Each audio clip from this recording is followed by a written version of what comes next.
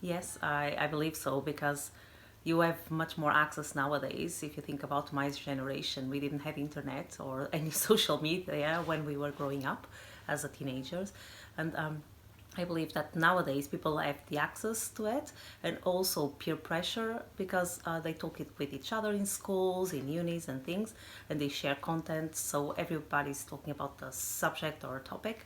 So they feel the pressure, even if they don't want to enroll in these social media platforms and things, they feel pressure to go for it because it's what everybody will be talking about and they don't want to be missing out.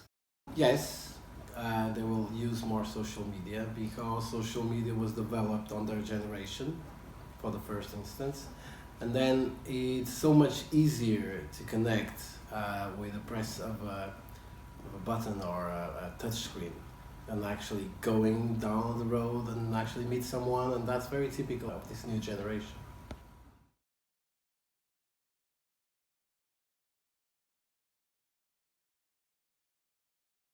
Online. Yes, I believe so because you have your ideal, and even the people they have the ideal bodies and they post it on Instagrams and Facebooks and those things. Even those people, they still have some mental issue, as we can see in the news. They have a very high perception of their own body image, and sometimes what they show to other people is not actually what they think about themselves. And obviously, was on the other side, seeing all these posts and these good-looking people, they aim to be like them as well, so they will put pressure on themselves, and when they cannot reach that goal, uh, they they feel frustrated. People, they don't get as much interaction with each other like they used to be, because I can talk about my times when I was in school. The only people I could compare myself is with my peers, my other colleagues. They had issues, they had the same things. I was not looking forward for some fancy celebrity on Instagram posting all these pictures that I would like to be like her. So my role models were more like my colleagues or my parents or family around, rather than these good looking people. People sometimes don't realize as well they have the whole team behind them to help them to look that way, and then it's completely unrealistic. You will be looking like them, doing the same things, because that will not happen, and that might lead to severe mental health problems. Yes, because everything is based a lot again in social media.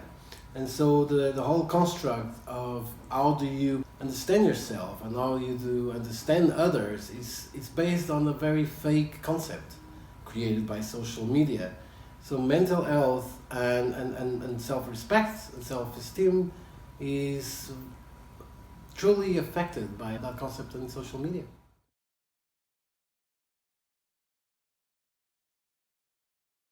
Time will be a problem because some people, they don't find the time to go and see a healthcare professional to start with, and then financial issues as well, because to go and see, apart from your GP that might not have the facilities or the capacity to deal with these kind of problems, uh, some people, they might not have the financial support they need to go and see a dietitian or a nutritionist or personal trainer. Yeah, that's right.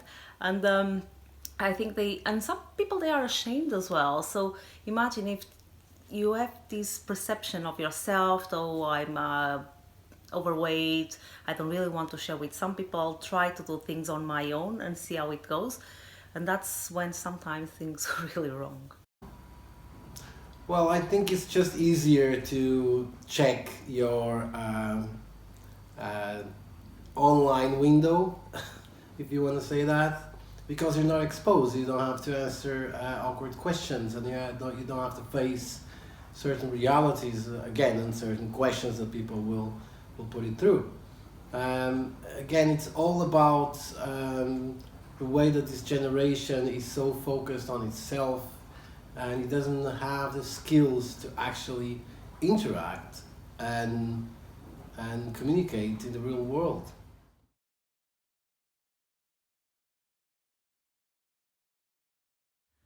So yeah, if you look around, I think men are being more and more conscious as days goes by, but I still believe that women, they will be the target, and younger women probably. Talking about social status, I think is across all of them. Of course, you will have different priorities as your status change, but mainly I would say people like students and young adults, they will be more at risk of being pressured by all these influences from the outside. I think it's independent of gender and social group and age, actually, because it's such a massive presence in our everyday life nowadays. Even my generation now is connected to this little box called iPhone or computer. I think the challenge is actually bringing these groups out into the real world rather than trying to find which group needs more help relating to it.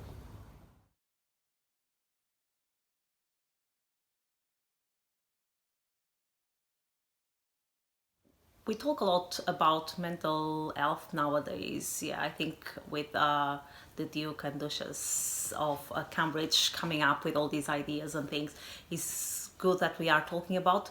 But in relation to body image and nutrition and things, I think people still have the ideal that they will never achieve as the one thing. And I think sometimes they should have a disclaimer saying that even though you will achieve this kind of body if you do this workout every day for 2 or 3 weeks, that's going to be unrealistic. But I think that people sometimes are so concerned on getting to that point that they really don't think what's behind it, and they just want to see the goal at shorter term. To be honest, you will never going to achieve any kind of those amazing bodies in just 2 or 3 weeks, because it will take time to get to that point of health and to that point that you will feel good with yourself.